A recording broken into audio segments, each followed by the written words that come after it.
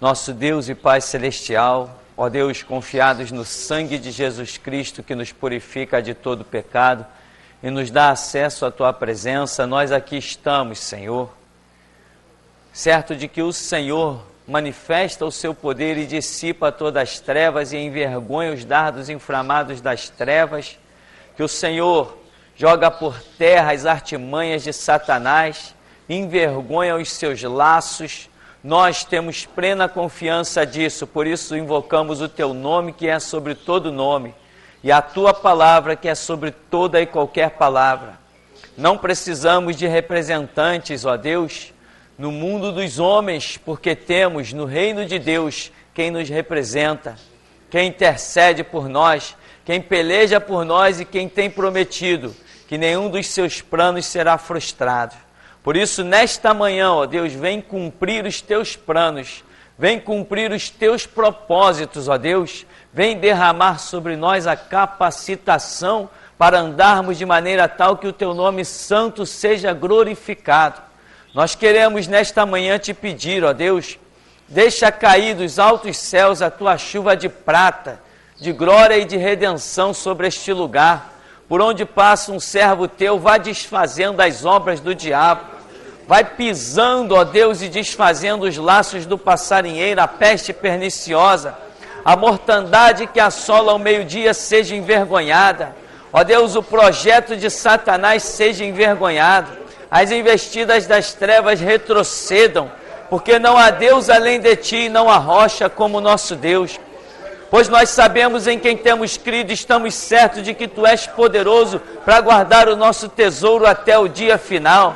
Por isso, nesta hora, Senhor, tudo que o diabo maquinou contra as mentes, ó Deus, contra as vidas aqui presentes, contra os lares representados, que caia por terra agora os Teus inimigos, Senhor, que caia por terra os projetos de Deus, contra os negócios, contra os projetos dos Teus servos, contra aquilo que o Senhor tem colocado diante de nós para ser alcançado.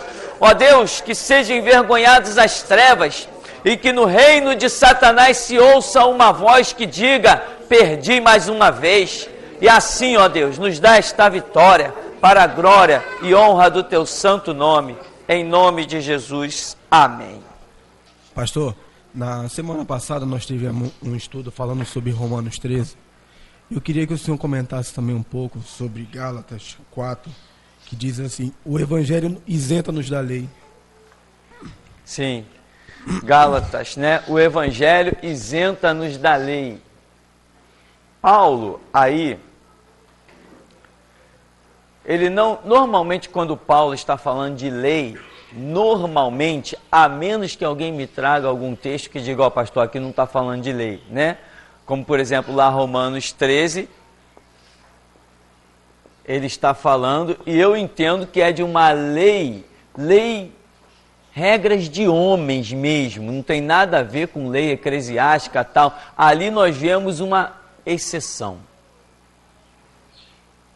Ali Paulo estaria falando de lei. O que é? Vamos trazer para os dias de hoje para eu poder explicar. Lei de Congresso, lei feita em Brasília, lei feita em Senado, sei lá onde fazem as leis, nas esquinas de qualquer canto, não faz diferença. Então, leis de homens, leis votadas por outros homens, né? Você já viu como é que uma coisa pode... O absurdo das leis, alguém cria uma ideia, olha, vamos criar uma lei. Aí vamos votar. Se aquela votação for suficiente, vira lei. Se não for suficiente, não vira lei. Isso tem sentido? E o caráter, e os princípios do ser humano?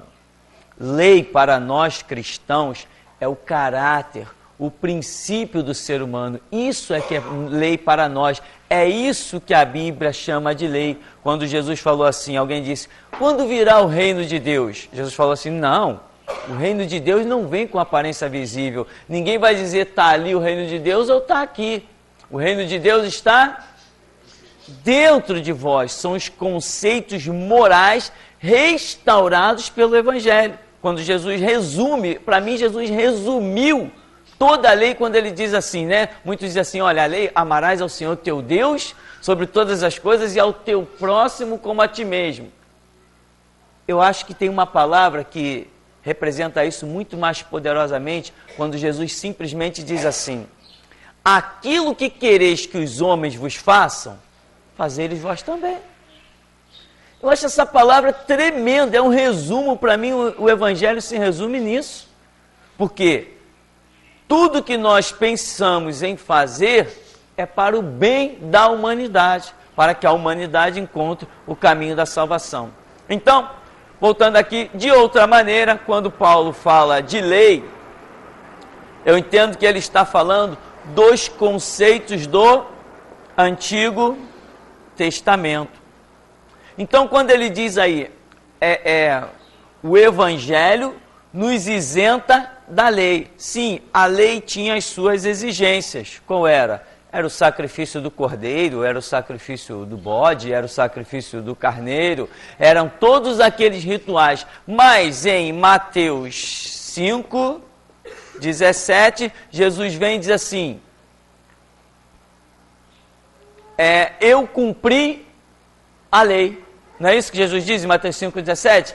Que ele é o cumprimento da lei. Opa, se ele cumpriu a lei, todo aquele que andar como discípulo de Cristo está isento da lei, porque na pessoa de Cristo a lei foi cumprida. Os judeus hoje não, os judeus continuam andando na lei. E Paulo entende isso quando ele escreve Romanos 2, e ele diz: o que sob a lei pecar, sob a lei perecerá. Então ele entende que os judeus, muitos, pelo menos, embora ele quisesse pregar para a nação, ele entende que os judeus continuariam a viver pela lei. Então, se eles vivessem pela lei, eles poderiam ser salvos pela lei, uma vez que não conhecesse Jesus Cristo, não que negasse. Negar não tem jeito, mas não conhecer, tudo bem, o critério de julgamento para eles poderia ser a lei, mas aquela mesma lei que pode salvá-los, pois Jesus fez menção da lei quando estava sobre a terra e disse que nem um jota, nem um tio da lei seria omitido sem que tudo fosse cumprido. Quando Jesus vence Satanás em Mateus 4 no deserto, Jesus faz uso de 3 palavras da lei, né? Então Jesus mostra que a lei tem poder até para vencer o diabo, porque ele usa as palavras do tempo da lei. Então Paulo diz: os que sob a lei pecarem, sob a lei perecerão. Então a lei tinha poder de salvar, creio eu, ainda tenha poder de salvar, os conceitos bons da lei estão lá, e a lei também tem o poder de condenar, porque tanto que do Monte Gerizim, né, lá no Antigo Testamento, foi mencionado as bênçãos para os que andam na lei, né, lembra Deuteronômio 28, foi mencionado as bênçãos para os que andam na palavra, no então chamado lei, e as maldições para os que se desviassem dela. E eu te pergunto, observando aqueles conceitos lá de Deuteronômio 28, uma pessoa não entra no céu? Uma vez que não negue Jesus Cristo. Uma pessoa que nasceu e foi ensinada ali no conceito da lei do Antigo Testamento, essa pessoa não pode alcançar a salvação? Deus, se uma pessoa cumprindo aquela lei, Deus chegando na hora do julgamento, condenaria essa pessoa ou salvaria essa pessoa? Os conceitos da lei são bons ou são ruins? O que Deus deu para o povo no Antigo Testamento era bom ou era ruim? Era o suficiente para salvar ou não era? Claro que era. Só que em Cristo vem uma revelação ainda maior, de muito mais amor e misericórdia, em que Deus sacrifica o seu próprio Filho para nós entrarmos no tempo chamado graça. Então Paulo diz que uma vez em Cristo Jesus, Cristo é o sacrifício eterno, Cristo é o cumprimento da lei, então nós estamos isentos da lei. Não temos mais que oferecer sacrifício, a não ser se você entrar para a Igreja Universal, aí é outra história, irmão, é contigo, problema seu, tá bom? Ou então para a Mundial, para a Graça, aí vai com o teu sacrifício lá, sacrifício de tolos, né? Não temos mais que oferecer a pombinha, o novilho, o bode, não temos mais que pagar aqueles rituais da lei, né? como hoje estão cheios, impregnados aí nas chamadas igrejas evangélicas de massa, essas igrejas que iludem o povo pregando a tal da prosperidade, né? Todo mundo que prega prosperidade está enriquecendo de uma maneira sobrenatural. Vocês viram agora o seu Silas Malafaia? Começou a pregar prosperidade, pronto, já está nadando em dinheiro. Todo mundo sabe dessa fórmula. Qualquer um que quiser enriquecer à custa do nome de Jesus Cristo, basta pregar prosperidade. Como o povo é facilmente levado emocionalmente por essa palavrinha prosperidade. Então, o Evangelho nos isenta da lei, ou seja, eu não tenho mais que guardar absolutamente nenhum, eu disse nenhum dos rituais do Antigo Testamento, inclusive o sábado. Amém? Inclusive o sábado, que faz parte de um conceito impregnado na lei do Antigo Testamento. Tá ok? Mais perguntas? Pastor, essa semana eu estava estudando sobre o cativeiro de Israel, sobre os cativeiros de Israel, e me bateu uma dúvida. Eu gostaria de saber se os cativeiros de Israel, no sentido de quando eles ficavam cativos em um local, eles enriqueciam, né? Eles prosperavam. E quando vinha a libertação por parte do Senhor, muitos optavam em ficar lá, onde eles prosperavam. Eu gostaria de saber se essa tipificação podemos trazer para os dias de hoje, para a igreja. As pessoas, os ímpios têm reconhecido, né, muitas profecias que têm se cumprido nos tempos atuais. E mesmo assim têm insistido em continuar no erro para não sair do conforto, do luxo, né? E Sim. continuarem levando as suas vidas, que é mais fácil. Exato. Essa é uma colocação interessante de ver-se na Escritura. Quando Israel, veja bem, por que Israel era levado cativo? Sempre quando Deus os via em rebeldia contra a sua palavra. E Deus não vinha direto e, está em rebeldia, lá vem chicote. Não. A Bíblia diz que Deus sempre mandava os seus profetas em sacrifício, como? Madrugando, jejuando. Ou seja, Deus escolhia alguém que queria fazer a sua vontade lá no meio daquela massa, levantava esse alguém para pagar um preço pela nação. E lá vinham os profetas de Deus peregrinando pelas ruas, gritando, olha, Deus vai julgar, Deus vai isso, Deus vai aquilo. Lembra? Aí foi Jeremias, Isaías, foi Ezequiel, já no tempo do cativeiro, quem mais? Amós. Todos os profetas que Deus levanta é para repreender o seu povo. Para quê? Para que a catástrofe ou o cativeiro não acontecesse. Deus não tinha prazer, Deus não tem prazer em castigar ninguém. Pois a própria Escritura diz, eu é que sei os pensamentos que tenho a vosso respeito, pensamentos de paz e não de guerra. Então, mas o povo, quando se vê em rebeldia, vem a repreensão, não aceita a repreensão. Irmão, quando você vê um cristão caído, o contexto é esse aqui mesmo. Ele foi avisado, porque o Deus que nós servimos e cultuamos nesse lugar não é injusto. Então, sempre antes da queda, vem o aviso. Isto é uma regra. Não adianta, isto é regra. Antes da queda sempre vem o aviso. Ninguém cai sem primeiro ser avisado. Só que as pessoas não se dão ouvidos. Aí é um problema de cada um. Então, Deus levava cativo. Aí esse povo, só que Deus levava cativo para repreender. Mas não deixava nem de lá no cativeiro abençoar. O povo de Israel tinha a unção da bênção nas mãos, a unção da prosperidade. Aonde esse povo passava, mesmo em cativeiro, bastava reconhecer um pouquinho, esse povo não ficava em miséria. Exceto se a rebeldia deles se acentuasse aos extremos. Mas se eles atentassem um pouquinho que fosse, mesmo em cativeiro, eles prosperavam. Eles viravam empresários, homens de negócios, e a prova é que hoje existe empresário judeu e comerciantes judeus espalhados para o mundo inteiro. Para o mundo inteiro. Por quê? Porque é a bênção de Deus que foi prometida desde Abraão que os acompanharia, né? Abraão, porque tu não me negaste o teu único filho, eu abençoarei a tua descendência. Então a bênção de Abraão está aí, porque Deus não pode negar-se a si mesmo. E Deus ainda falou uma outra coisa: abençoarei os que te abençoarem, e amaldiçoarei os que te amaldiçoarem. Então, o povo era levado cativo, mas ainda lá nesse cativeiro acabava prosperando.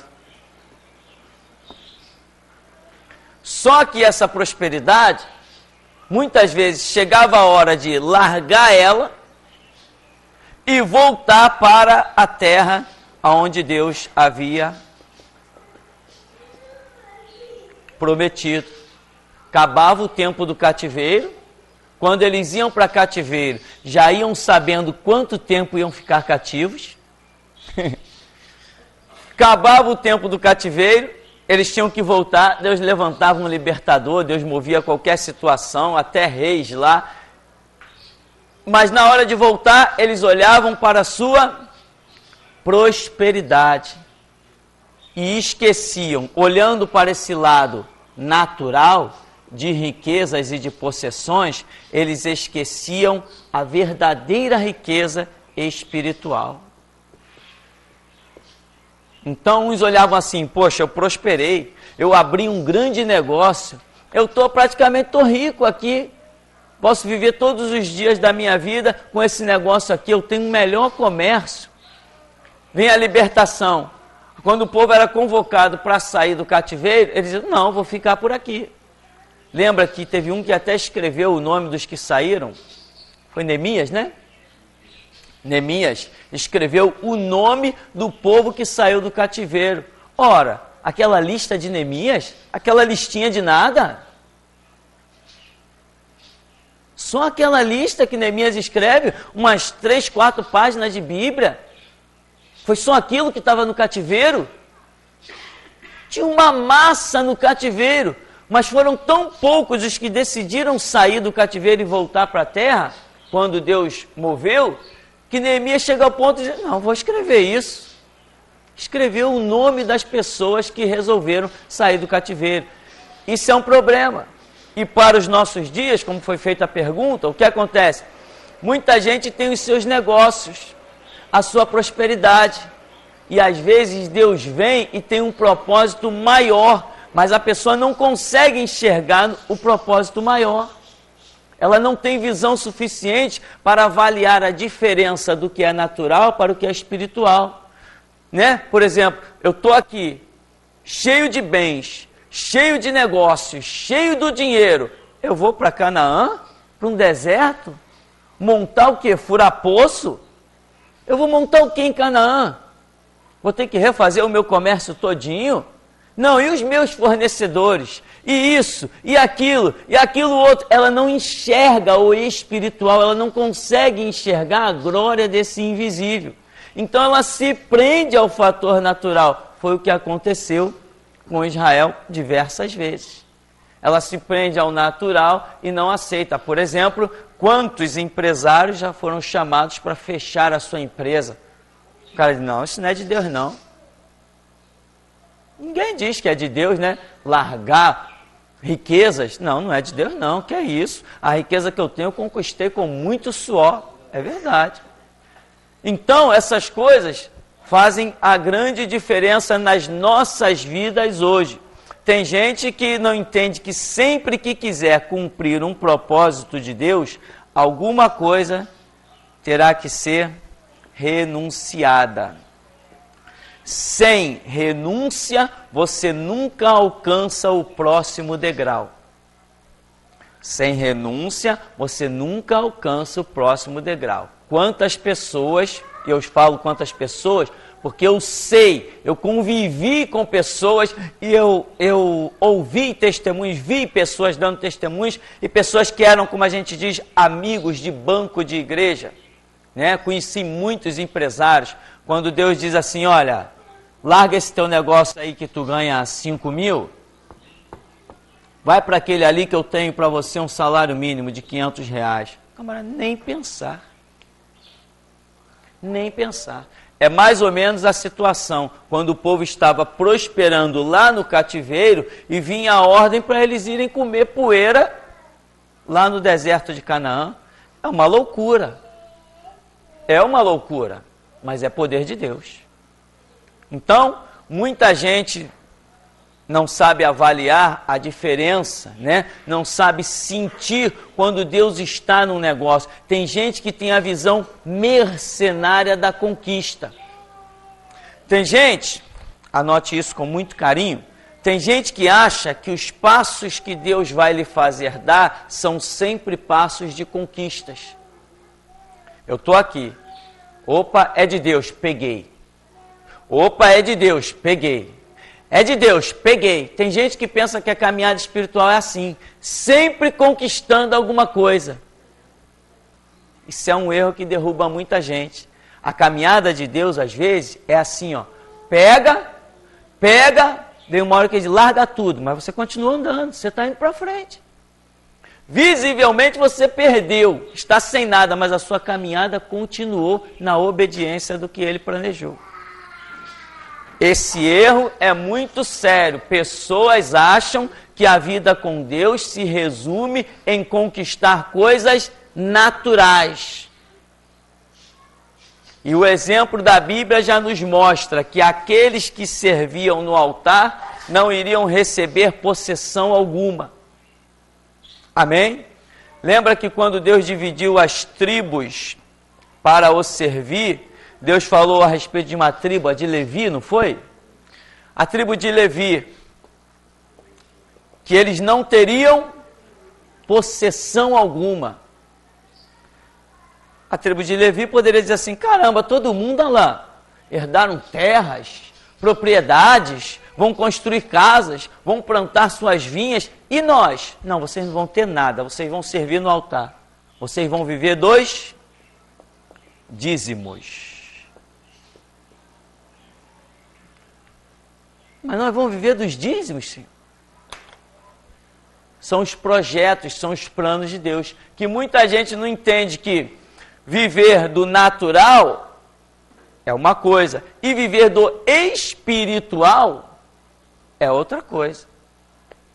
Então, sempre, o que Deus dirige é progresso, é prosperidade. E essa questão aqui de largar coisas, largar umas coisas grandiosas e pegar outras que aparentemente são bem menores, isso tem derrubado muita gente. Muita gente, tá? Então, meu irmão, os exemplos dos cativeiros são poderosos. Você deveria mesmo dar uma lidinha nas questões dos cativeiros, principalmente ali com Neemias, e você vai ver que o motivo do povo não ter saído de lá dos cativeiros é que eles estavam bem, eram comerciantes, eram negociantes em terra estranha. O que eles iam fazer? Atravessando um deserto de volta para Canaã, para depois viver do quê? A Bíblia diz, o meu justo viverá da fé, e se ele recuar, a minha alma não tem prazer nele. Amém? Alguma pergunta, colocação, ilustração?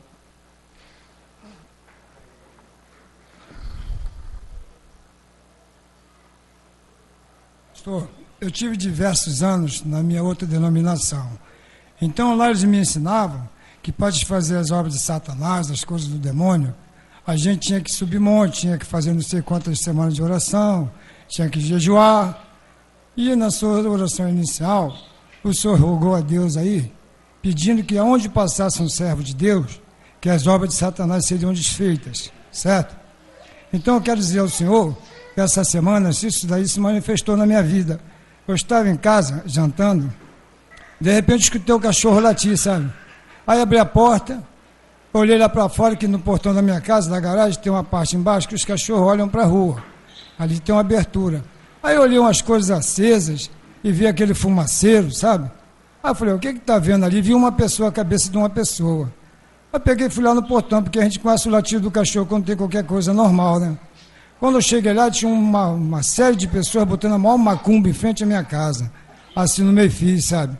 Aí eu olhei aquilo, me deu aquele temor, mas lá dos altos céus, no mesmo momento, me veio aquela ousadia, aquele poder de Deus, mandando que eu repreendesse aquilo. Então, na mesma hora, eu falei, escuta, por que vocês estão botando esta porcaria na minha porta aí? Em nome de Jesus, eu repreendo tudo isso aí agora. Tudo aí torna-se efeito. Satanás, pegue toda essa macumbaria, todo esse mal, toda essa imundícia, sai daqui agora em nome de Jesus Cristo. Eu estou te ordenando, porque o meu Senhor já pisou na cabeça de vocês. Eles recolheram aquilo tudo e foram embora. Aí largaram o carro, que o carro ficou lá na minha porta, eles tinham um carro aberto. Eu não sei se eles esqueceram, se eles ficaram intimidados diante da palavra do Senhor, eles esqueceram o carro, depois eles voltaram para buscar. Mas quando eles voltaram para buscar, eu já não tinha visto mais. Mas aquele mesmo Senhor que pune, é o Senhor misericordioso. Ele falou assim, olha meu servo, você podia ter orado por eles, dizer que eles estavam fazendo coisas erradas, e a moça, que tinha uma moça que ele estava orando por essa moça, dizendo para ela assim, pode pedir Satanás agora, pede o Exu que ele vai fazer isso assim para você.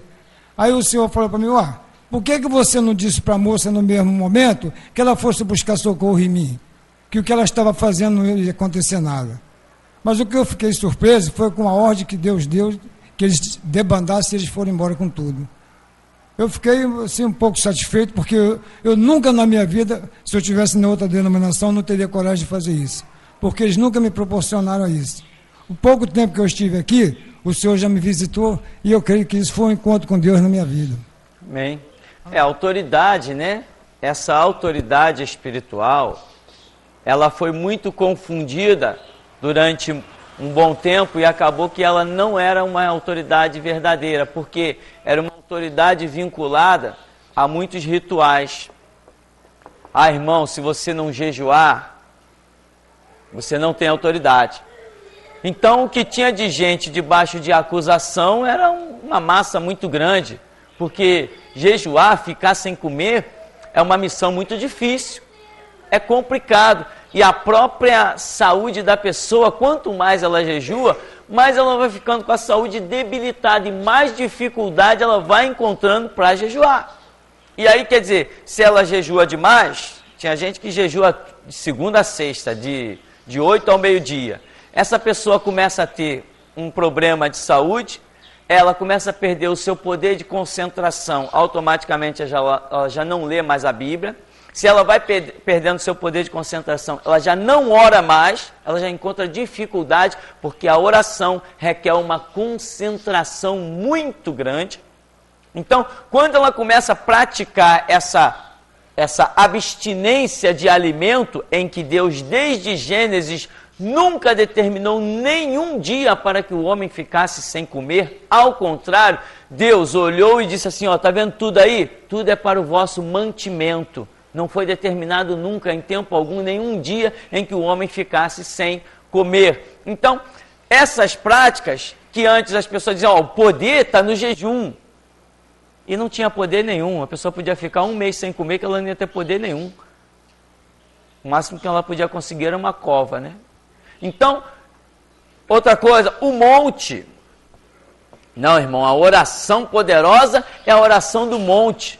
Por quê? Aonde está esse ensinamento que a oração poderosa é a oração do monte? Não, Jesus subia ao monte. Tá bem, uma coisa é o que Jesus fez e outra coisa é o que ele ensinou, mandou fazer. Jesus, a Bíblia diz que ele foi levado pelo Espírito Santo ao deserto para ser tentado pelo diabo. Ele não mandou nenhum de nós procurar nenhum deserto para ser tentado pelo diabo. Então, uma coisa é o que Jesus fez, fez. Que lição eu tenho naquilo que Jesus fez? Outra coisa é o que Jesus me mandou fazer. Lembra que nem tudo que Jesus fez, os discípulos puderam fazer? Lembra disso? Muitos nos disseram, por exemplo, aquele endemoniado de Gadareno, o homem que foi liberto, Senhor, eu te seguirei para onde tu fores. Não. Eu vou para lá, você volta para a tua cidade.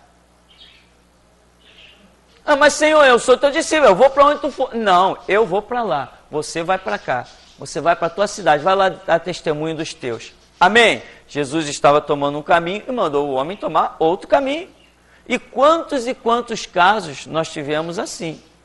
Então, meu irmão, veja bem, jejuar, o monte, o que mais? Ah, o círculo de oração, né?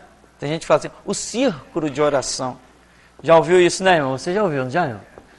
O círculo de oração, tá bom? Não, irmão, se tu não participar do círculo de oração, você não tem poder. Tem que participar do círculo de oração. Aí começa a crítica. Um que não vai é criticado pelo outro que sempre está lá. Aí vai porque é um desocupado, não tem mais nada para fazer. Cada um tem que caminhar dentro das suas condições. E as condições de cada um, quem sabe é Deus. Eu não estou aqui para criticar aquele irmão que eu vejo na igreja só no domingo. O que eu tenho a ver com isso? Quem sou eu para saber dos projetos de Deus na vida dele ou as condições dele? A luta que ele enfrenta, sei lá se é maior que a minha, ou sei lá quais os problemas de cada um. Então, não estamos aqui para criticar. Então, esses rituais que se desenvolveram, dizia que as pessoas iam receber autoridade. Mas a autoridade não vem por isso. Quando Jesus diz assim para os seus discípulos, eis aí eu vos dou poder para pisar serpentes, escorpiões e toda a força do diabo, e nada vos causará dano algum.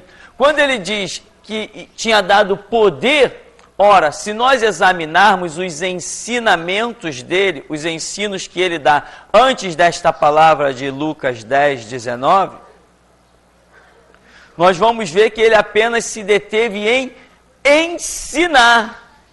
E depois de ensinar a palavra, ele vem e diz que havia dado autoridade. Jesus não disse, eu vos dou autoridade agora. Não, ele disse, eu já vos dei autoridade. Por quê? Porque esta palavra de Lucas 10, 19 é quando os discípulos regressam.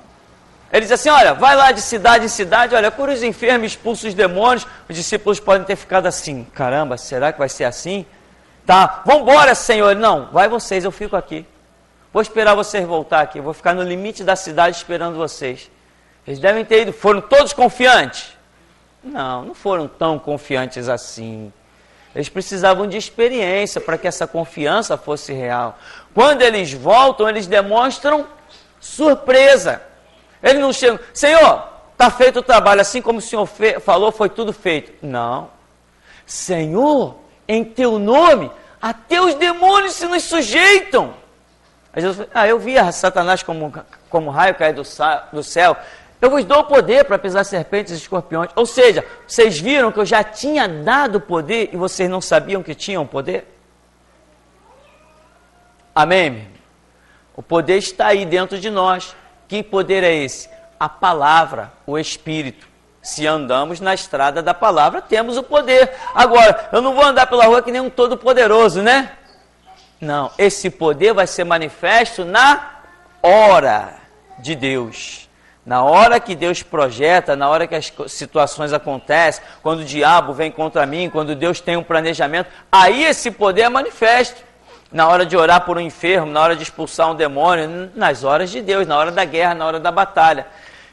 E no dia a dia, né? Na intercessão. Então, esse falso conceito de poder e autoridade que se desenvolveu durante muitos anos, acabou muito com a força da igreja. Porque, inclusive, como eu fui convidado várias vezes, né, por algumas pessoas, porque as pessoas sabiam que eu gostava do estudo bíblico, gostava da palavra, e tinha gente que me criticava. Não, esse irmão aí, até os outros com quem eles falavam, vinham me contar, dos que falavam pelas minhas costas. Esse irmão aí, não gosto muito dele não, que tudo para ele é a palavra, é a palavra, é a palavra. Tem que subir um monte, tem que jejuar, tem que participar de culto de doutrina, e não sei o que lá. E me criticavam. Hoje, eles não são vistos nem caídos dentro das congregações. E eu estou aqui. Prova de que o meu conceito de seguir a palavra era muito mais forte que o deles de subir o monte. E ficar nas reuniõezinhas de jejum sem comer para lá e para cá. Quantas vezes eu vi gente saindo de reunião de oração tendo que ser seguro, porque estava com tonto, estava caindo, desmaiando. gente que teve que ser socorrida em hospital. Chega lá no hospital, o médico examinar, você tomou café? Não, você comeu alguma coisa? Não. Vai para o soro, está com fome, está fraco, está subnutrido. Que doutrina é essa? Que doutrina maluca é essa? Gente que foi a tal ponto, úlcera, gastrite e anemia. Uma pessoa pegou tudo isso, úlcera, gastrite e anemia. Consequência de quê? Ficar sem comer. O ácido que sai do nosso organismo para consumir o alimento, ele tem que encontrar alimento. Se ele não encontrar alimento, ele sai corroendo o próprio organismo. Então tem que ter alimento. Dizem os médicos que nós temos que nos alimentar 6 vezes por dia. Um pouco em cada horário. Dizem, inclusive, que é errado você chegar e comer um prato de comida. Você tem que comer, tipo, metade. E durante todo o dia você ir se alimentando aos poucos. Tem gente que passa o dia inteiro sem comer absolutamente nada. Imagina fazer essa gracinha durante 3 dias. Uma vez saiu de uma igreja, um camarada desmaiou no meio da rua. Quando as pessoas foram socorrer, qual era o problema do cara? 3 dias sem comer. Não tem como, meu irmão. Não está vendo que isso não é lógico? Não tem sentido. Mas Moisés ficou 40 dias e 40 noites sem comer, sem beber, sem dormir. Tá, mas você não tem o chamado de Moisés. E Moisés ficou na presença de Deus, não na ignorância das suas próprias concepções. Tem diferenças, mas as pessoas querem se comparar a outros sem saber o caminho dos outros. Então isso fica meio complicado. Então, a verdadeira autoridade está na palavra. O que é a palavra? Quando eu digo que a verdadeira autoridade está na palavra, eu estou dizendo que a verdadeira autoridade está no meu entendimento. É uma das minhas orações rotineiras. Se Jesus fosse alguém de se cansar, ele estava cansado comigo. De tanto que eu digo, Senhor, me dá entendimento. Porque eu aprendi que sem entendimento é tudo besteira, irmão. Tudo palhaçada. É tudo ignorância. Tem que ter entendimento. O que é entendimento? O que é a palavra e o entendimento? É eu compreender. Primeiro, sou pecador. Entendi isso, eu compreendi isso, eu não quero mascarar a situação, eu reconheço que sou pecador. Opa, então eu já estou caminhando bem. Outra, o sangue, o sacrifício de Jesus Cristo é quem me purifica desse pecado. Isto é a palavra, isto é o entendimento. E a Bíblia diz que nenhuma condenação há mais para os que estão em Cristo Jesus. Estar em Cristo Jesus significa ter sido alvo do derramamento do sangue de Cristo. Ou seja, eu aceitei o sangue de Cristo derramado por mim no Calvário como remissão, como redenção. Então, se eu tenho esse entendimento aqui, eu entendo que Jesus, com esse sacrifício, me transformou num cidadão do céu. Se eu sou cidadão do céu, eu sou superior a qualquer criatura que não o seja. Então eu não posso me curvar a ninguém, desde que a questão seja conceitos de um cidadão do céu. Então esse entendimento, essa compreensão, essas coisas que estão na palavra, elas vão me fazendo uma nova criatura realmente. Então, se o diabo se manifesta, diabo, o que você quer? Olha a distância que nos separa, olha quem sou eu e olha quem é você. De onde vem essa autoridade? De uma sugestão? Não, é tudo isso que está girando dentro de mim que nem um furacão. Eu sinto a autoridade de entrar no inferno e pegar o diabo pela cauda e girar. Isso não é uma autossugestão. Isso foi gerado, por quê? Por causa da palavra que eu entendi. Não existe fanatismo, existe compreensão. É assim e ponto final. Então isso que está dentro de mim, quando vem uma situação, a autoridade, ela existe. Então, irmão, a autoridade somente existe pela compreensão da palavra, né? Por isso nós estamos aí, prestes a inaugurar o nosso centro bíblico, agora com um espaço tremendo, maravilhoso, tudo muito bom. Por quê? Porque sem entendimento da palavra, você é apenas mais um crente. Você não é o crente que Jesus queria que você fosse. Você tem que ter compreensão da palavra, né? Se alguém vier te acusar, você diz assim, esquece. Não que você matou, roubou, estuprou, esquartejou, abortou. Está falando de besteira. Essas marcas não existem na minha vida, porque o sangue de Jesus Cristo já me purificou disso aí. Eu não vou aceitar a acusação. Ela não vai diminuir a minha autoridade, não vai diminuir a minha caminhada. Não, porque você lembra quando você mentiu? Lembro perfeitamente, mas isso aí o meu Deus já não lembra. Se ele não lembra. Então, é o entendimento da palavra. Não existe condenação para quem está debaixo do sacrifício de Jesus Cristo. Se faltar esse entendimento, você não vai a parte alguma. Aqui no ministério, já falei isso algumas vezes, uma vez existiu uma revelação em que Deus falava para uma pessoa assim, por que você insiste em se condenar naquilo que Deus já te perdoou? E essa revelação aconteceu várias vezes. Um dia eu chamei o marido dessa irmã e falei assim, irmão, o que acontece aí? O caso me intrigou tanto, ele falou assim, não, ela já fez um aborto há não sei quantos anos atrás e até hoje ela não se perdoa. Falei, olha, isso é muito sério. Se não se perdoar, não vai prosperar no Evangelho, porque está negando o entendimento da palavra, está negando a compreensão, a revelação, que nenhuma condenação há mais para os que estão em Cristo Jesus e que o sangue de Jesus nos purifica de todo pecado. Se Deus está dizendo que me perdoa, mas eu não aceito, eu mesmo não me perdoo, eu não vou prosperar, eu estou em transgressão à palavra. Resultado, essa pessoa hoje é desviada, mora até perto, é desviada. Por quê? Porque não está tendo entendimento de como se comportar. E tantos outros casos. Amém? Nós vamos dar uma paradinha então? Daqui a pouco a gente volta.